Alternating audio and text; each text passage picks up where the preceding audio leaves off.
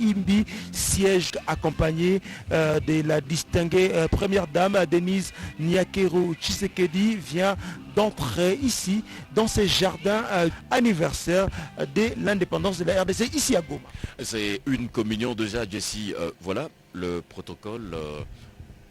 Le roi des rois, le Seigneur des seigneurs, le Dieu des dieux, l'invincible et le tout-puissant, celui qui ne change pas, qui est le même hier. Et ensemble, nous voulons, s'il nous a épargné des méfaits pour chacun d'entre nous, prions le Seigneur. Père, nous te sommes infiniment reconnaissants. Nous sommes venus aujourd'hui non pas demander quoi que ce soit, mais reconnaître que nous sommes l'objet de ta grâce, de ta bonté, de ta bénédiction et t'exprimer. Nous sommes reconnaissants d'avoir permis à ton serviteur et à ta servante, notre président et la première dame, de pouvoir avec nous reconnaître ta seigneurie sur ce pays. Puisses-tu conduire tout ce que nous allons faire en ce moment, que ton esprit inspire, que ton esprit touche, transforme et change. Nous prions aussi dans le nom incompris. Je vous ai bienvenue. Les plus déférents. Distinguée première dame et mère de la nation congolaise. Honorable vice-président de l'Assemblée nationale, honorables députés et sénateurs, distingués invités à vos titres et qualités respectifs. À l'occasion de la commémoration du 61e anniversaire, avons l'honneur de vous accueillir dans l'enceinte du gouvernorat approprié. Oh, qu'il est à l'huile précieuse arbre d'Aaron qui descend sur les montagnes de la vie pour l'éternité. D'action de grâce pour la protection d'un village. Ce culte d'action vers la parole et des affres de guerre à l'est de notre pays. C'est aussi l'occasion de nous pour avoir bousculé votre agenda, afin qu'ensemble nous puissions remercier notre Seigneur à travers ces cultes d'action de grâce. Votre présence parmi nous est une marque de réconfort. Tous la bienvenue. Karibu sana kwa ninyi wote. Asante.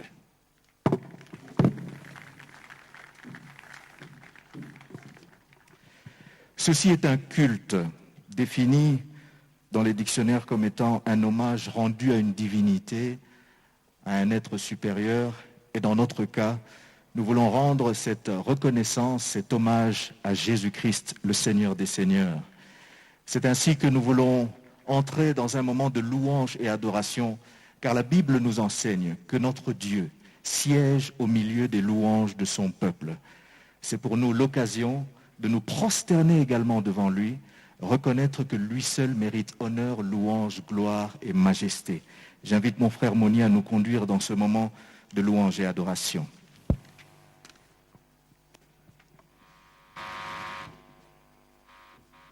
Nous avons toutes les bonnes raisons pour élever celui qui est au-dessus de tout Dieu. Celui qui est le Dieu de tous les dieux, celui qui est le Seigneur de tous les seigneurs, celui qui a créé les cieux et la terre. Nous avons toutes les bonnes raisons pour exalter celui qui nous a protégés contre la coulée des laves.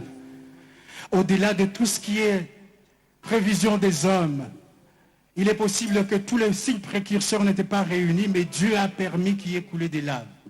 Mais ce qui est important, ce qui est intéressant dans tout ça, c'est que la quantité de la lave qui est sortie du volcan devrait engloutir la ville de Goma. Mais Dieu a redirigé la coulée des laves vers les zones qui ne sont pas habitées. Ça, c'est Dieu. Ça, c'est Dieu. Au-delà de toute prévision des scientifiques qui nous disent que le volcan doit avoir des signes précurseurs. Mais Dieu, il a voulu nous tenter un tout petit peu pour nous montrer qu'il est capable d'agir au-delà de tout ce qui est prévision scientifique. Vous imaginez la grandeur de Dieu, au-delà de tout ce qui est prévision des hommes de santé. Il est vrai que nous respectons des signes barrières, nous respectons les exigences de santé. Mais ce qui est plus intéressant ici, c'est de remarquer qu'au-delà de tout ce qui est la Covid est en train de dessiner le monde, le Congo est toujours protégé par Dieu. Ça, c'est Dieu. Ça, c'est la main de Dieu. C'est la main de Dieu. Ce n'est pas l'homme qui le fait. c'est Dieu. Dieu a épargné le Congo de tout ce qui est Ebola. Dieu, il est en train de restaurer ce grand, ce puissant, ce glorieux pays qui s'appelle la République démocratique du Congo. Ce pays mystère, ce pays dans lequel Dieu a placé des missionnaires qui vont faire répandre sa gloire dans le ciel, qui vont faire répandre leur gloire dans le monde entier. Vous vous imaginez ce gros et puissant pays que Dieu nous a donné, qui s'appelle la République démocratique du Congo, dans lequel Dieu a placé toutes les ressources naturelles, les ressources du sous-sol et les ressources du sol. Il n'y a que Dieu qui nous a donné ce glorieux et puissant pays, ce grand pays qui a 2345 000 km². C'est la main de Dieu, c'est la grâce, la faveur de Dieu. Vous vous imaginez combien de fois Dieu vous a protégé, vous a gardé. Nous avons 61 ans d'anniversaire pour notre pays. Et jusque-là, le Congo est debout. Le Congo est debout, peu importe ce que les hommes et le monde de ténèbres veulent faire du Congo. Mais le Congo est debout. Ça, c'est Dieu. Ça, c'est Dieu. Il mérite que ce soir, nous voulons l'exalter, l'élever, l'honorer, lui dire qu'il est Dieu qui mérite notre louange, notre adoration. Matondo Nzambe. Alléluia.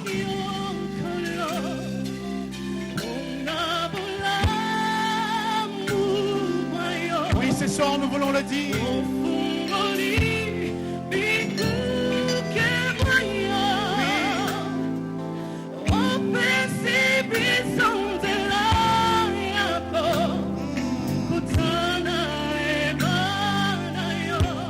Alléluia.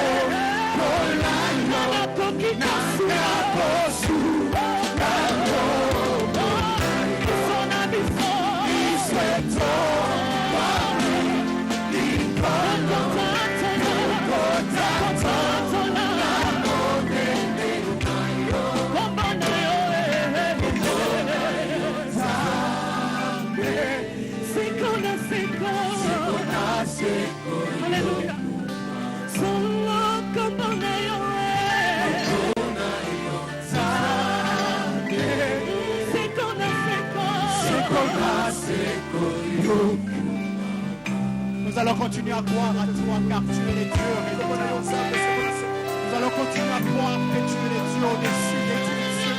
Quand nous voyons ce que tu es capable de faire, ce que tu es en train de faire dans ce pays. Nous avons des sujets pour te dire que tu es Dieu de gloire, que lumière ici au milieu de nous. Oh, reçois, Seigneur, ce bénédiction ce soir.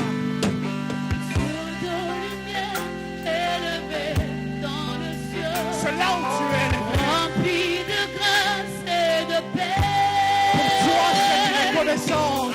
Environné Alléluia. de louanges de paix. Gardien de l'éternité. C'est toi qui as quitté le ciel pour moi. Pourquoi quitter ces palais Et tu l'as fait aussi pour chacun de nous. pour un sentier de misère. Ah, quel amour, le chemin de ton cœur. Assez trouvé en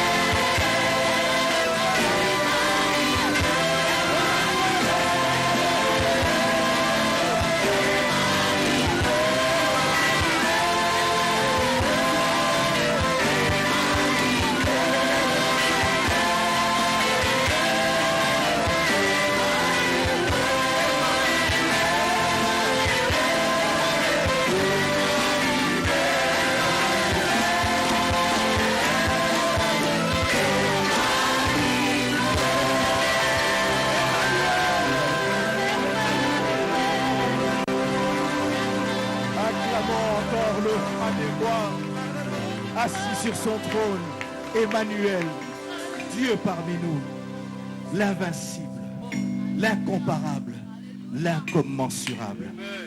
Et en ce moment, nous voulons écouter ce grand Dieu qui veut nous parler à travers son serviteur, l'apôtre Roland Dallot, venu tout droit de Kinshasa avec sa très tendre épouse, maman Viviane. Je vous prie d'ouvrir vos cœurs et de recevoir le message que Dieu veut nous communiquer cet après-midi. Apôtre Roland.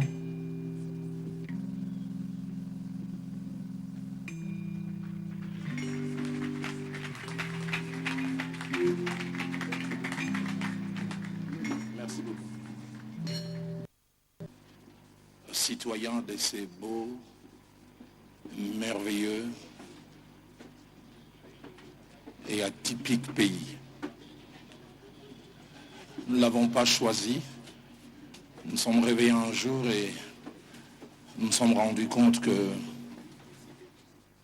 Congolais nous étions, Congolais nous sommes. Et en ces jours où nous commémorons le 61 années de l'accession à l'indépendance, il t'a plu que ton serviteur, le premier d'entre nous et la première d'entre nous, se retrouve en cette partie du pays qui venait d'être secouée par cette calamité naturelle. Et en plus, ils ont accepté de venir partager avec nous ces temps d'adoration, d'action de grâce. Je prie à cette heure que tu bénisses ta parole. Selon que la Bible dit, tu envoyas ta parole et celle-ci apporta la guérison et épargnant tout ce qui allait tomber dans quelque fosse de s'y retrouver. Fais de moi un canal de bénédiction, un simple pour cet auditoire. Fais-le pour ta gloire et fais-le pour notre édification. Au nom de Jésus, Amen. Je voudrais nous inviter à ouvrir les 100 livres si nous en avons un.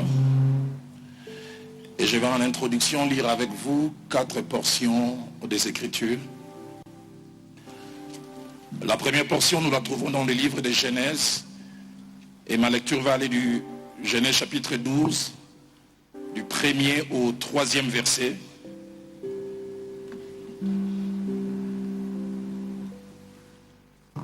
Genèse chapitre 12, du 1er au 3e verset. L'Éternel dit à Abraham, va-t'en de ton pays, de ta patrie et de la maison de ton père dans le pays que je te montrerai. Je ferai de toi une grande nation et je te bénirai. Je rendrai ton nom grand et tu seras une source de bénédiction. Je bénirai ceux qui te béniront, je maudirai ceux qui te maudiront. Et j'aime bien la fin, et toutes les familles de la terre seront bénies en toi. La seconde portion, c'est toujours le livre de Genèse, cette fois-ci au chapitre 15, du verset 18 au verset 21. En ces jours-là, l'Éternel fit alliance avec Abraham et dit, je donne ce pays à ta postérité depuis le fleuve d'Égypte jusqu'au grand fleuve, au fleuve d'Euphrate. Les pays des Kéniens, des Kénisiens, des Cadmoniens, des Étiens, des Phérésiens, des Réphaïm, des Amoréens, des Cananéens, des Girgasiens et des Jébusiens. L'avant-dernière portion, Exode au chapitre 31, et là nous lisons du 1er au 5e verset. L'Éternel parla à Moïse et dit, sache que j'ai choisi Betsalel, fils d'Uri, fils de Uf, de la tribu de Juda. Je l'ai rempli de l'Esprit de Dieu, de sagesse, d'intelligence et de savoir pour toutes sortes d'ouvrages. Je l'ai rendu capable de faire des inventions, de travailler l'or, l'argent et l'airain, de graver les pierres à enchâsser, de travailler les bois et d'exécuter toutes sortes d'ouvrages. Et puis enfin, je termine avec le livre des Proverbes, Proverbes de Salomon au chapitre 16. Et je lirai le seul verset 4 et même là encore, la toute première partie. L'Éternel a tout fait pour un but. L'Éternel a tout fait pour un but. Je voudrais durant quelques minutes parler sur les thèmes l'appel ou la vocation d'une nation. L'appel ou la vocation d'une nation. Généralement, lorsqu'on parle d'appel ou de vocation, cela a affaire à l'humain et cela cache 3 idées. La première, c'est un penchant ou une inclinaison souvent irrésistible qu'un individu ressent pour une profession, pour une activité ou pour un genre de vie. Deuxième définition de l'appel ou de la vocation, c'est les destins vers lesquels une personne ou un groupe de personnes, comme nous le verrons tout à l'heure, semble être porté de par leur nature, de par les choses intrinsèques que ces personnes possèdent. Et puis enfin, la troisième définition de l'appel ou de la vocation, c'est une destination d'une personne, d'un peuple ou d'un pays, souvent basée sur des aptitudes que l'on possède. Et déjà à ce niveau, je voudrais dire quelque chose d'important, c'est qu'un appel ou une vocation, je le crois, peut être attaché à un individu, mais je le crois aussi à un appel ou une vocation peut être attachée à un groupe d'individus, le cas d'un pays. En lisant, en étudiant la parole de Dieu, on arrive à certaines conclusions attachées à Dieu en rapport avec la création et ses créatures. Et parmi ces conclusions, la toute première, c'est que le Dieu de la Bible est un Dieu de but. Est un Dieu de but. C'est-à-dire qu'il n'est pas un fantaisiste. Il ne fait rien pour rien. Proverbe 16 au verset 4 que nous avons lu les confirme. Dieu a tout fait pour un but. Tout fait pour un but. Et le mot but qui est utilisé là, que l'on retrouve 11 fois dans la parole de Dieu, 5 fois dans l'Ancien Testament et 6 fois dans le Nouveau Testament, cache 3 idées. Le mot but. Premièrement, but veut dire intention première, mais aussi finale d'une chose. Intention première et finale. Chaque fois que Dieu fait une chose ou appelle à l'existence, il a une intention première, mais aussi définitive. Deuxièmement, le mot but ici utilisé veut dire finalité d'une chose. C'est pourquoi une chose est conçue. C'est pourquoi une chose est appelée à l'existence. Et puis enfin, troisièmement, le mot but ici utilisé veut dire projet derrière quelque chose ou projet derrière une action. Et le livre de Genèse, qui est le livre du début, qui place les principes, les confirme en lisant Genèse chapitre 1er, versets 14 à 15. Dieu appelle à l'existence des luminaires, le plus grand, le soleil, et le moins grand, la lune. Écoutez ce que la parole de Dieu dit. Dieu dit qu'il y ait des luminaires pour séparer les jours d'avec la nuit, que ce soit des signes pour marquer les époques, le jour, les années, et qu'ils servent des luminaires dans l'étendue du ciel pour éclairer la terre. Et 4 choses déjà que je voudrais faire ressortir là. La première, c'est que c'est Dieu qui appelle à l'existence. Aucun des luminaires n'a demandé d'exister. Le soleil n'a pas demandé d'exister. La lune non plus, c'est Dieu qui a pensé et qui a dit que le soleil soit, que la lumière, la lune soit aussi. Il dit qu'il y ait des luminaires. Mais deuxièmement, étonnant, ces choses qu'il a appelées à l'existence, il leur donne une raison d'être. Lui-même les déclare, qu'il y ait des luminaires dans l'étendue du ciel. Et puis lui-même dit, il donne une raison d'être. J'appelle à l'existence, mais voilà le rôle que tu as à jouer pour séparer les jours d'avec la nuit. Que ce soit des signes pour marquer les époques, les jours et les années. Et troisième des choses, il leur donne un emplacement. L'abbé dit, il les plaça dans l'étendue des cieux, pas sur terre. Et l'emplacement est proportionnel au rôle qu'il voulait qu'il joue. Et puis quatrièmement, Dieu sera un Dieu irresponsable s'il confie un rôle, une mission à remplir sans équiper. Il ne peut demander à la lune d'éclairer sans rendre la lune capable de produire. Alors il équipe le soleil, il équipe la lune. Le Dieu de la Bible, c'est un Dieu de but. Et quelques vérités que je voudrais que nous puissions noter en rapport avec le but, l'intention première et finale, le pourquoi de l'existence des choses. Premièrement, un but est essentiel dans la vie. Un but, il est le moteur de toute une vie. C'est quand nous avons un but que nous avons une direction, une orientation pour vivre. Dans Jean chapitre 4, au verset 34, Jésus-Christ, le jour où il a revêtu la chair, a dit un jour, ma nourriture, c'est de faire la volonté de celui qui m'a appelé. D'autres versions disent, ce qui me nourrit, ce qui me donne une certaine valeur, c'est accomplir le but pour lequel mon Dieu m'a envoyé. La version Alfred Cohen ou Parole vivante le dit mieux. Il dit, ce qui me nourrit, c'est d'accomplir la volonté de celui qui m'a envoyé et de mener à bien l'œuvre qu'il m'a confiée. Deuxième vérité, avoir un but est une chose, mais les connaître et en avoir une idée claire et exacte est d'une grande importance. Avoir un but, les connaître et les connaître en détail. Dans Genèse chapitre 12, versets 2 et 3 que nous avons lus, quand Dieu tire Abraham de Charan, pays d'où il venait, il vivait dans l'idolâtrie. Il veut à partir d'Abraham mettre en place ce qui deviendra plus tard la grande nation d'Israël. Il lui dira, tu seras une source de bénédiction. Et il ajoute toutes les nations de la terre seront bénis en toi. Abraham et plus tard Israël ont toujours eu cette conscience qu'ils n'étaient pas un peuple lambda, un peuple avec une mission.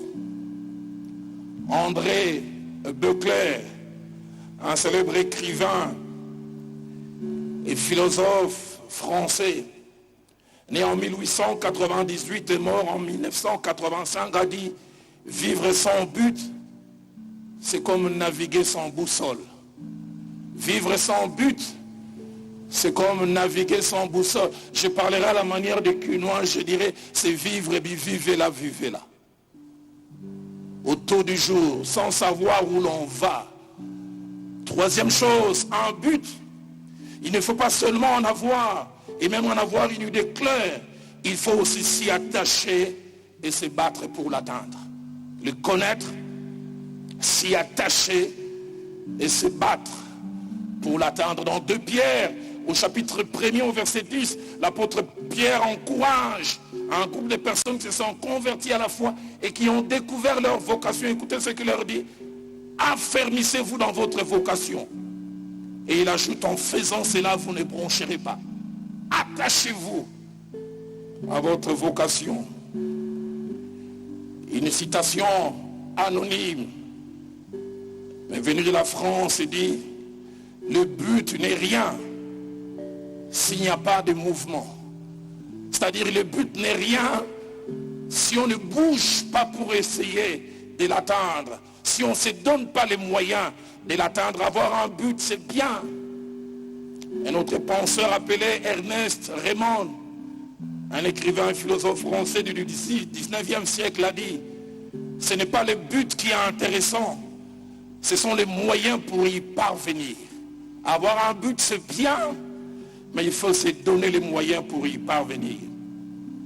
Et 4e vérité, quand Dieu confie un but, je l'ai presque dit tout à l'heure, il équipe pour cela. Il place en nous tout ce qu'il faut pour que nous puissions non seulement accomplir le but, mais bien l'accomplir. Exode au chapitre 31, versets 2 à 5. Moïse est en train de bâtir les tabernacles.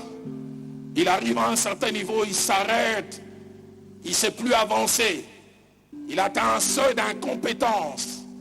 Mais le Dieu créateur lui montre qu'il a équipé quelqu'un dans son équipe.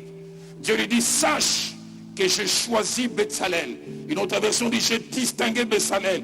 Je l'ai rempli de l'esprit de Dieu, de l'esprit de sagesse, d'intelligence et de savoir pour toutes sortes d'ouvrages. Et j'aime encore la suite. Je l'ai rendu capable de faire des inventions, d'exécuter toutes sortes de choses. 5e vérité, l'une des choses les plus tristes dans la vie, c'est avoir un but ou une vocation, le connaître, mais s'arrêter là. Soit ne rien faire, ou faire à peine. Cela me permet, avant d'aller tout à l'heure vers ma conclusion, dire un certain nombre de choses. La première, la République démocratique du Congo, en mon pays, le vôtre aussi sûrement, n'est pas un pays quelconque, n'est pas un pays lambda. C'est un pays ayant une vocation. Deuxième des choses concernant cette nation, c'est que même sans connaître Dieu, on se rend compte que c'est un pays particulier, un pays atypique, un pays spécial, un pays hors norme, un pays à part. Il semble que nous ne décidons pas le pays où nous allons naître, mais en naissant, si je meurs et si je retourne de l'autre côté, Dieu me dit Dalo lingo botama botama wapi, je dirais botami sangai na Congo, et je dirais comme les Quinois, RDC et loco. Un pays spécial. Plusieurs choses rendent ce pays au cœur de l'Afrique un pays particulier. J'en parlerai tout à l'heure avant de conclure. Troisième chose, ce pays, le nôtre, a un rôle spécial qu'il est appelé à jouer. dans la sous-région d'abord, dans les continents, et je le crois aussi dans les concerts des nations dans le monde. Quatrième chose, cela n'engage que moi, c'est que l'une des causes des souffrances de la République démocratique du Congo, c'est ce que nous sommes. Nous souffrons à cause de ce que nous sommes. Ma benabiso toza Congo avec tout ce que nous avons. Avec tout ce que nous sommes. Notre cause de souffrance, c'est ce que nous sommes. C'est ce que nous avons. Que les autres non seulement n'ont pas et n'auront jamais. C'est à cause de ça que nous souffrons. C'est à cause de ça qu'on nous donne des coups partout à la longueur de journée. Mais j'aimerais dire à ceux de ma nation, à destin spécial, combat aussi spécial. Nous ne devons jamais être étonnés qu'on reçoive des coups de partout. Ce que j'aime, on nous combat depuis les indépendances, mais le Congo tient encore. Et j'aimerais dire, il tiendra encore. Parce que la main de Dieu est sur cette nation. Plus d'une fois, on a décidé de couper ces pays. Écoutez leurs réflexions, le Congo est trop grand. Ils ne peuvent pas les gérer. Qui vous a dit? Vice-Dieu, Dieu adjoint. C'est Dieu qui décide. S'il a décidé de nous donner ces grands pays, il sait le pourquoi. Et ce que j'aime, c'est qu'à plusieurs reprises, on a voulu les décimer, mais il y a une main invisible. Je n'étais pas encore né, je n'ai que 57 ans. À peine on accède à l'indépendance, partition. Les Katanga poussés par certains, je ne vais pas citer des noms ici pour qu'il n'y ait pas incident diplomatique. Partition parce que certains s'intéressaient aux minières du Haut-Katanga, du Katanga, une partie du Kasaï. Mais Dieu s'est arrangé, on est redevenu un. Qui ne connaît pas l'histoire, quelqu'un venu de l'Occident est venu à Bukavu. Il s'est proclamé président. Il a voulu scinder une partie. Entre 1998 jusqu'à 2003, ils ont cru presque avoir réussi. Parce que Goma était séparé de Guado. Kinshasa n'était plus accessible par ce qui venait de Lubangui. Mais il y a la main de Dieu. La main de Dieu. Et je voudrais le déclarer comme serviteur de Dieu. Ceux qui ont fait dans le passé, malgré tous les moyens, n'ont pas réussi. Je voudrais les déclarer. Ceux qui les feront aussi dans le futur ne réussiront pas. Parce que le Dieu créateur a sa main sur nous.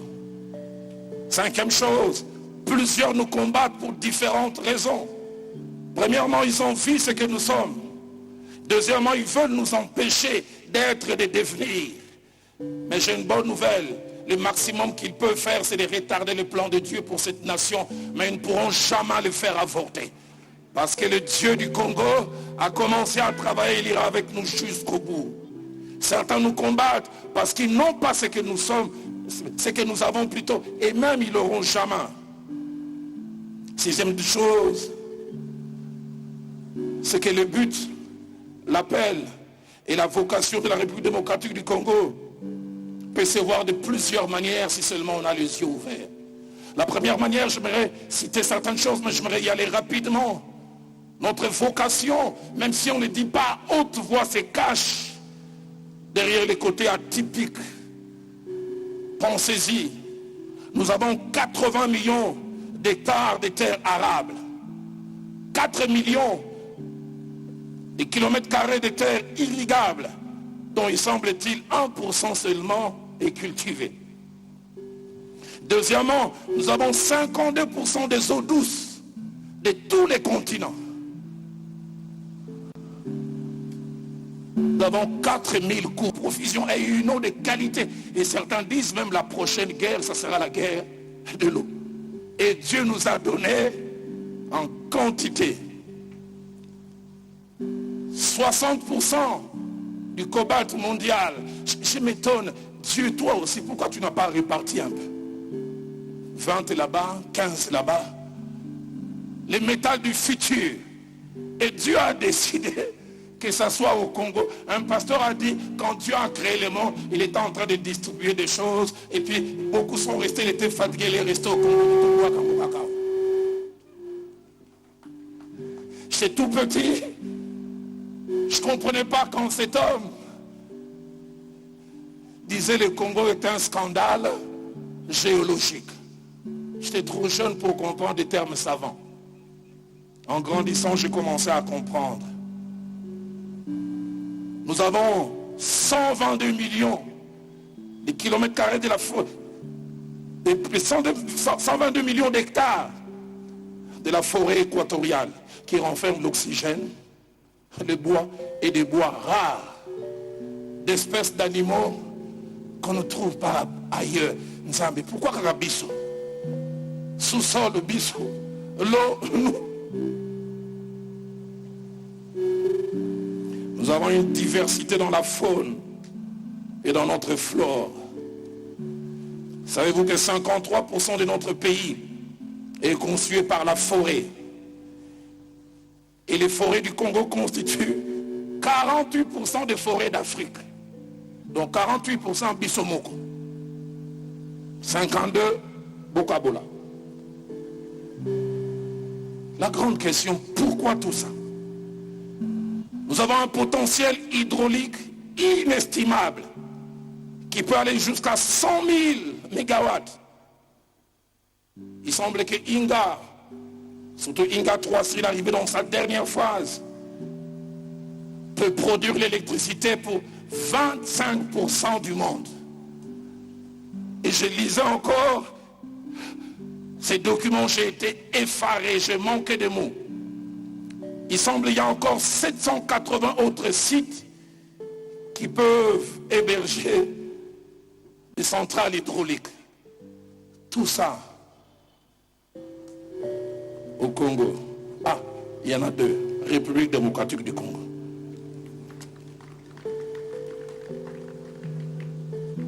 Notre fleuve est le deuxième par son débit. Et j'ai lu ces documentaires, il semble que nous avons 800 espèces de poissons dans nos eaux. Ah, les sambazas.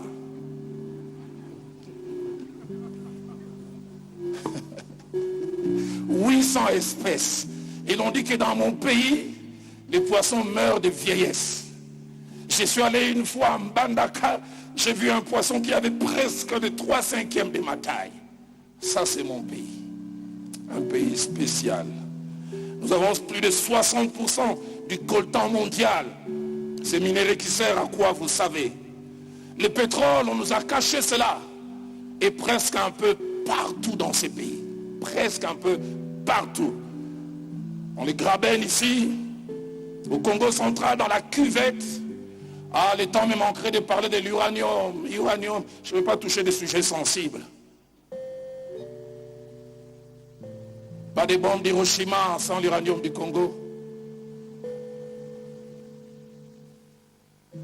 Pas d'astronautes sur la Lune sans l'uranium du Congo. Avec les merveilleuses mines de Chikulobwe. Nous avons des métaux rares. On n'en parle pas beaucoup. Les communs du peuple à la cité ne connaissent pas. Savez-vous que nous avons un métal rare qui s'appelle beryllium? Savez-vous que nous avons un autre métal rare, wolfram, d'autres appellent wolfranite, qu'on utilise dans les industries de pointe. Et Dieu ne s'est pas arrêté là, il nous a donné même des animaux assez particuliers. Il y a un singe qu'on ne retrouve qu'au Congo, bonobo. Il semble les singes les plus intelligents. Les rhinocéros blancs ne se trouvent qu'au Congo. L'okapi, vous chercherez partout. Vous ne trouverez pas, vous trouverez seulement au Congo. Mais sans compter les hommes et des hommes de qualité. Je suis allé un jour en voyage aux États-Unis. J'ai découvert au moins 3 hommes qui travaillent à la NASA. J'ai dit, waouh, on est partout. Les gens veulent nous dépeindre comme étant des paresseux. Dieu nous a donné non seulement un beau pays, Dieu nous a donné des cerveaux, des plus grands historiens, des scientifiques, et j'en passe. Si ce que nous sommes révèle notre vocation, notre appel, il y a des hommes sans être chrétiens qui ont parlé aussi de notre vocation. Un certain Fanon a dit l'Afrique a la forme d'un revolver dont la gâchette se trouve au Zaïre de l'époque. J'ai beaucoup aimé la phrase, j'étais tout petit et je suivais comment cet homme commentait cette phrase. Il dit s'il faut prendre ses responsabilités, les Zaïre de l'époque prêts à appuyer sur la gâchette. C'est ça notre pays. Cheikh Anta Diop a dit un jour, si toute l'Afrique pouvait savoir que son développement va partir du centre du Congo.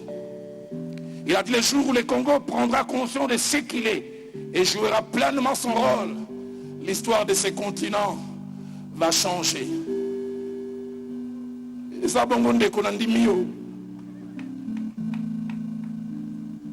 en 61, avant qu'il ne meure,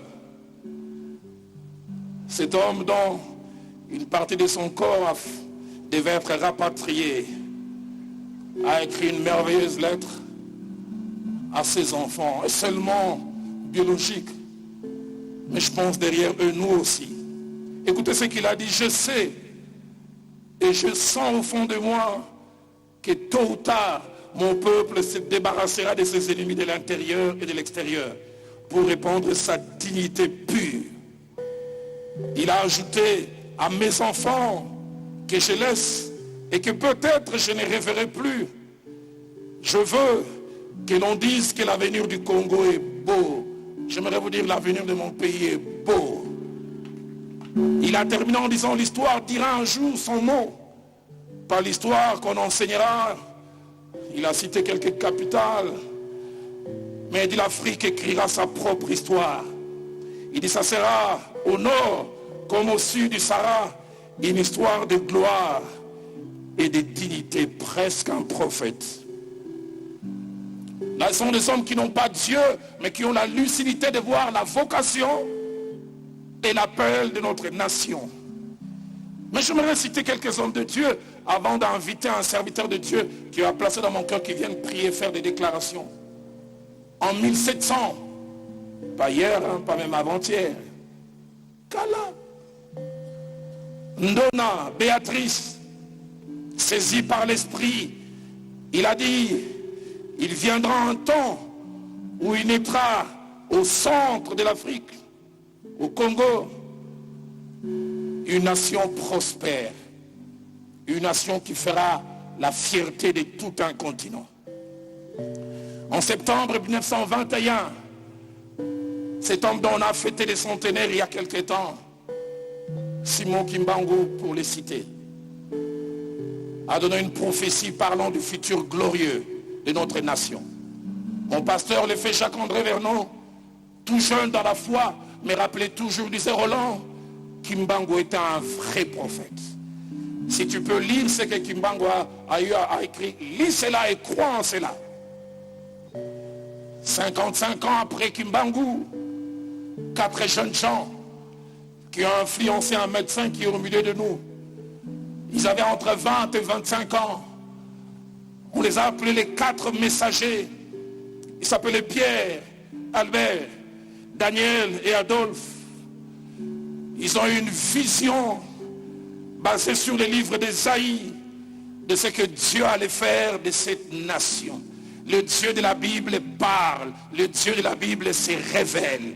Cette nation n'est pas une nation lambda. Ma nation a un appel et une vocation. En 1995, un prédicateur, Meltari, pasteur aux îles Timor, lors d'une convention du Full Gospel, il a vu un animal mi-cheval, mi-zèbre, partant de l'est du Zaïre de l'époque, parcourant le nord et le sud de l'Afrique, en réverdissant tout sur son passage.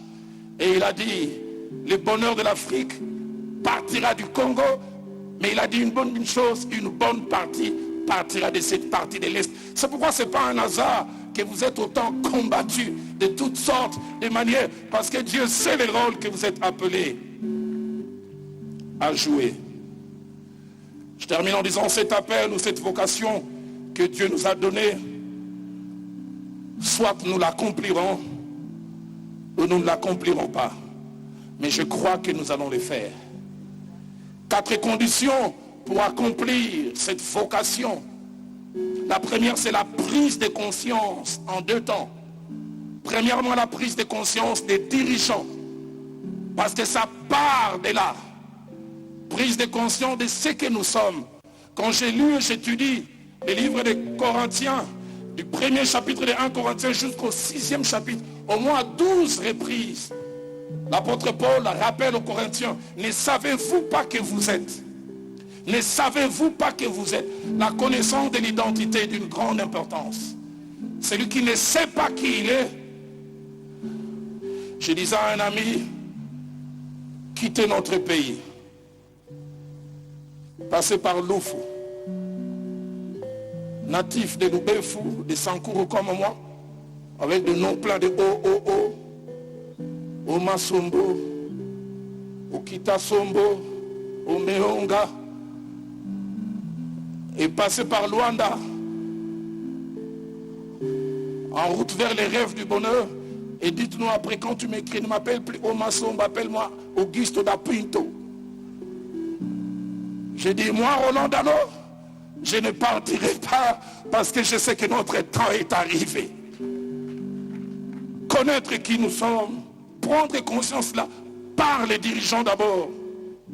Dans Juge chapitre 5 au verset 2, la Bible dit, les chefs se sont mis à la tête du peuple et le peuple s'est montré prêt à combattre. Il semble qu'il n'y a pas de mauvaises troupes, il n'y a que de mauvais chefs.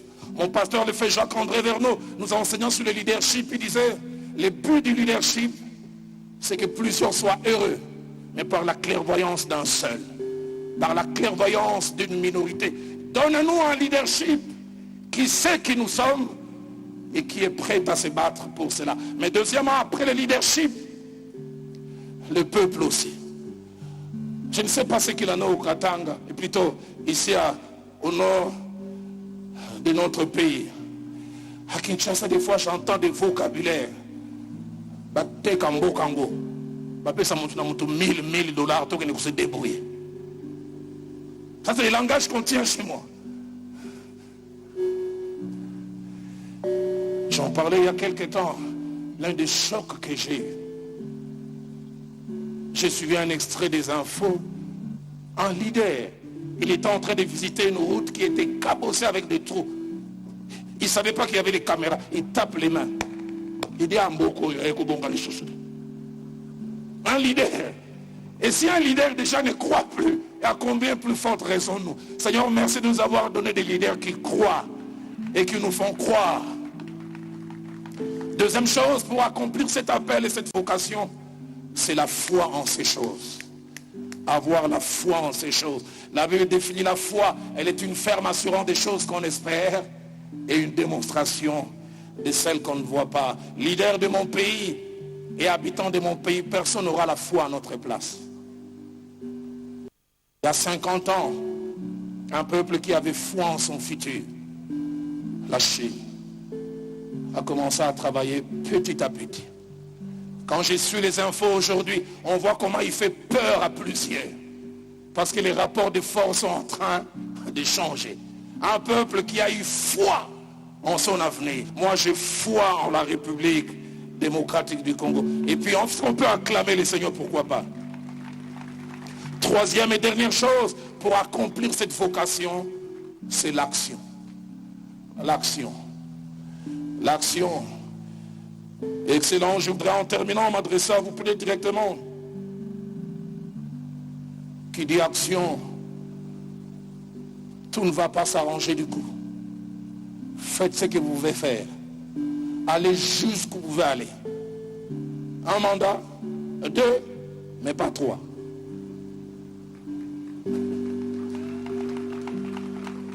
Allez jusqu'où vous pouvez aller, et j'en ai la certitude. Même si on ne sera pas guéri, on sera moins malade. Et j'en ai la certitude, ceux qui viendront après vous bâtiront sur les fondations que vous allez. J'ai toujours prié pour vous, que vous viviez suffisamment longtemps pour que l'histoire reconnaisse ce que vous êtes en train de faire. Mon pasteur disait, ceux qui font l'histoire souvent ne sont pas conscients. Ils vivent normalement, mais c'est ceux qui écrivent après qui reconnaissent leur valeur. Aujourd'hui, au présent, les gens ne vous reconnaissent pas. Dans 10, dans 15, dans 20 ans, dans 30 ans, on dira le tournant est parti de ces moments-là. Et j'ai une bonne nouvelle en terminant ce séjour. Cet appel et cette vocation que Dieu nous a donnée par ce qu'il a placé dans notre sol nous amènera au sommet de ces continents et qui sait nous amènera au sommet du monde. J'ai 57 ans à peine, j'ai conscience que je vivrai minimum jusqu'à 80 ans. Et chaque fois je dis, si je ne verrai pas les grands Congo, je verrai le balbutiement du grand Congo. Que Dieu bénisse sa parole. Que Dieu bénisse sa parole. J'aimerais nous inviter à nous lever. Chacun qu'on fasse 2 prières. La première est qu'ensemble, on peut simplement bénir Dieu pour les pays qu'il nous a donnés. Ses sols, ses sous-sols, ses richesses inestimables. Et deuxièmement, Dr Badibanga va venir. Il va déclarer des choses par rapport à notre nation, par rapport à cet appel et cette vocation. Est-ce qu'on peut lever nos voix ensemble? Il n'y a pas forcément besoin de crier, même en balbutiant. Seigneur, merci. Merci d'avoir fait de nous citoyens de cette nation. Merci pour cet appel, ce but, cette intention première cachée derrière ce que tu as fait en nous donnant ce pays avec cette grande superficie, en nous donnant cette grande quantité d'eau, en nous donnant ces minéraux, en nous donnant toutes ces choses. Merci pour le but caché derrière que nous découvrons avec le temps et que nous voulons assumer pleinement. Nous gardons silence. Dr Badibanga va prier et le programme va aller vers sa fin.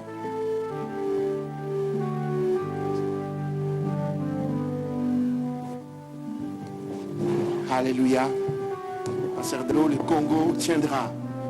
Et le Congo tiendra encore et encore et toujours. Le Seigneur qui nous a donné tant de bien dans ce pays, il l'a fait pour un but, pour un projet, pour un plan. Et nous voulons prier que ce plan se réalise. Nous voulons prier que ce projet se concrétise. Le Seigneur qui a permis que le président Fachi soit président en ce moment, il a un projet. Et nous prions que ce projet se réalise. Et nous prions qu'il lui donne de trouver le Betsaël pour l'accompagner dans l'accomplissement de la vision. Lui qui donne la vision et qui pourvoit aussi en donnant la provision. Nous bénissons ces dieux-là. Oui Seigneur, merci pour tous ces biens.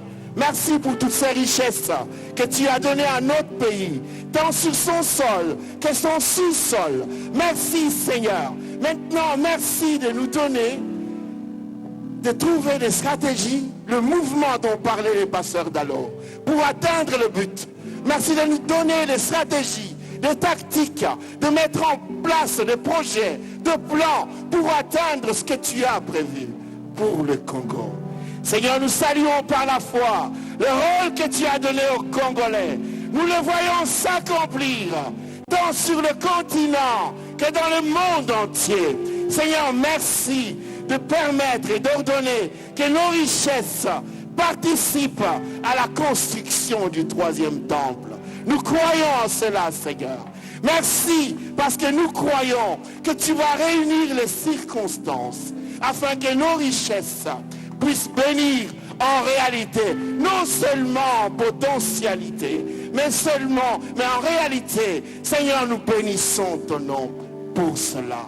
Merci parce que ta main visible dont parlait le pasteur Dalo est en train d'agir en ce moment, afin d'arrêter ce mouvement de rébellion, afin de repousser l'ennemi du Congo. Et nous bénissons ton nom. Il y a un but et nous saluons ce but par la foi. Seigneur, que la vision que tu as donnée à notre chef se matérialise, parce que nous croyons que cette vision s'inscrit dans la tienne. À toi donc louange, gloire et honneur. Merci pour la paix. Merci pour la sécurité que tu donnes à notre territoire. Seigneur, merci pour la joie que tu répands sur le pays entier. Merci Seigneur pour la joie de vivre que tu donnes aux Congolais. Merci pour la fierté que tu rends aux Congolais. Merci Seigneur. À toi donc louange, et gloire. Dans le nom de Jésus, nous avons prié. Amen.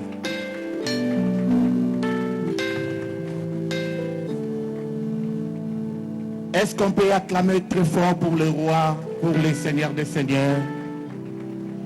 C'est Dieu merveilleux, c'est Dieu d'amour, c'est Dieu de bonté. Et c'est lui qui nous a choisis pour que nous soyons là aujourd'hui.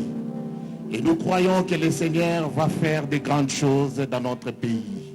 Nous croyons qu'il va libérer complètement notre territoire national. Nous croyons que le Seigneur est merveilleux et son nom est grand, son nom est puissant. Et j'aimerais que nous puissions prier juste par rapport à notre territoire national.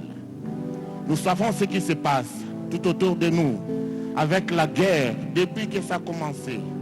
Et maintenant, nous voulons que lorsque nous allons fêter notre 62e anniversaire de l'indépendance, que nous puissions remarquer réellement qu'il y a changement dans notre pays. Et nous allons témoigner que Dieu est grand. Ensemble, nous allons prier pour nos militaires qui sont au front. Nous allons prier afin que la main puissante de Dieu puisse intervenir. Prions tous ensemble. Alléluia. Seigneur Dieu de grâce, Seigneur Dieu de bonté, Dieu de toute puissance. Emmanuel, Dieu parmi nous, c'est toi qui nous as donné ce temps, cette opportunité.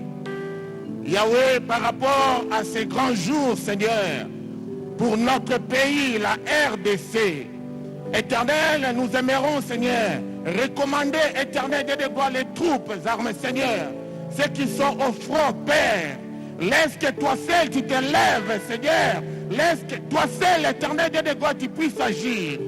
Pour, Seigneur grand Dieu, la paix dans notre pays, la paix au nord Kivu, la paix au sud Kivu, la paix en Ituri, la paix dans le Congo. Nous croyons, Seigneur, qu'avec toi, nous ferons des exploits.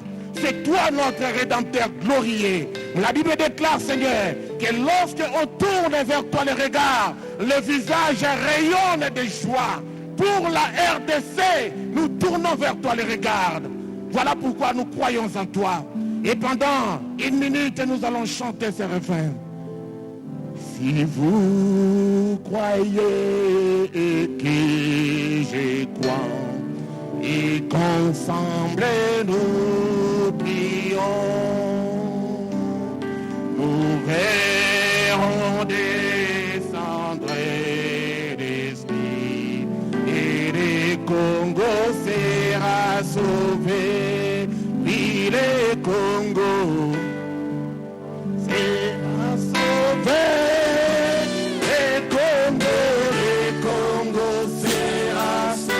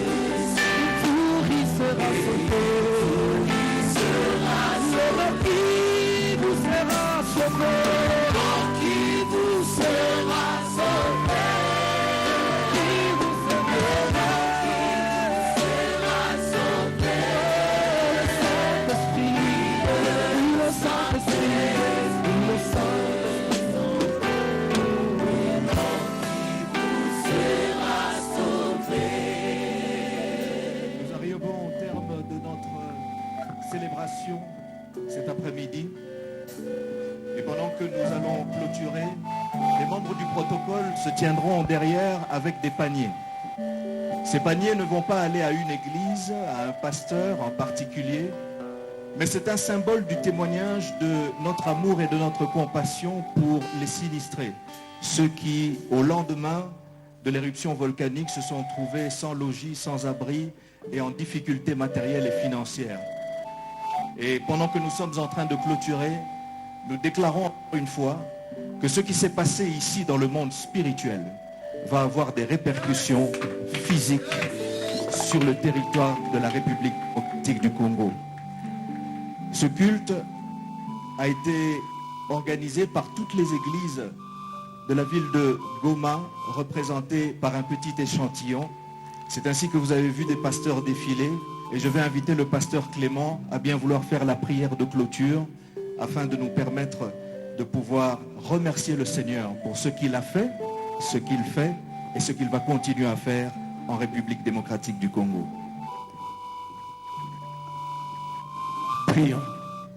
Éternel Dieu notre Père, le Créateur de cieux et de la terre, toi qui nous as fait à ton image et à ta ressemblance, pour que nous puissions servir à la louange de ta gloire, nous nous sommes tenus devant toi pour te rendre des actions de grâce, de nous avoir épargnés de tous les événements très récents dans cette ville et dans cette province.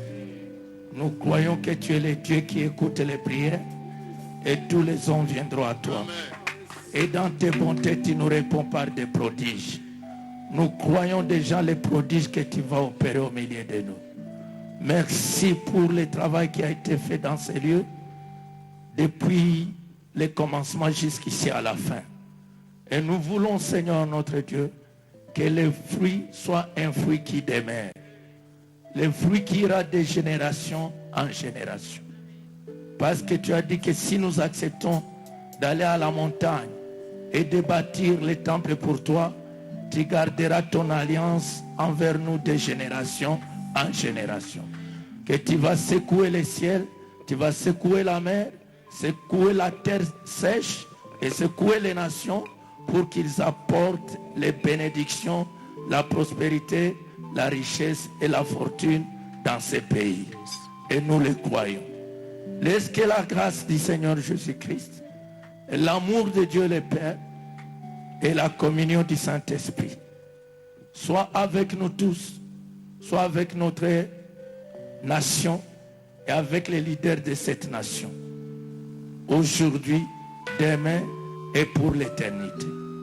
Oui, le bonheur et la grâce nous accompagneront tous les jours de notre vie et nous habiterons dans la maison de l'Éternel pour l'éternité au nom de Jésus-Christ. Amen. Pendant que le couple présidentiel va être acheminé à l'extérieur par le protocole d'État, je demande à l'Auguste Assemblée de bien vouloir prendre. Ainsi, toutes les délégations seront également conduites par le protocole d'État.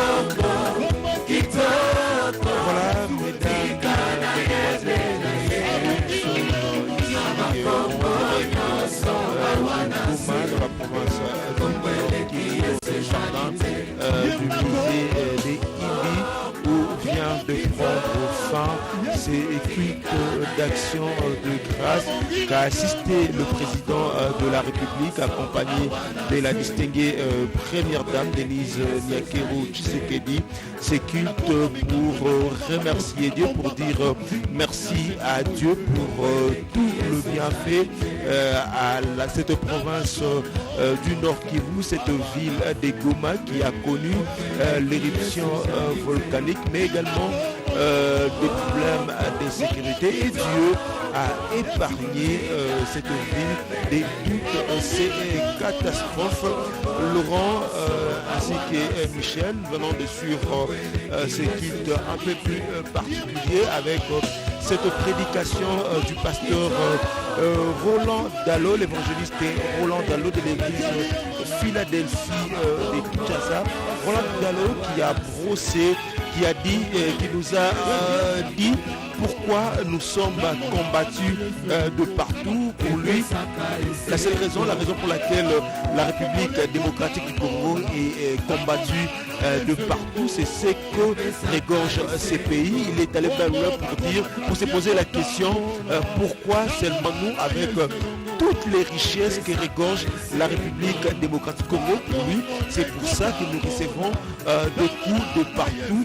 Et j'ai aimé, il a même dit que plusieurs fois on a essayé de diviser ces pays, plusieurs années, depuis 1960 à ce jour.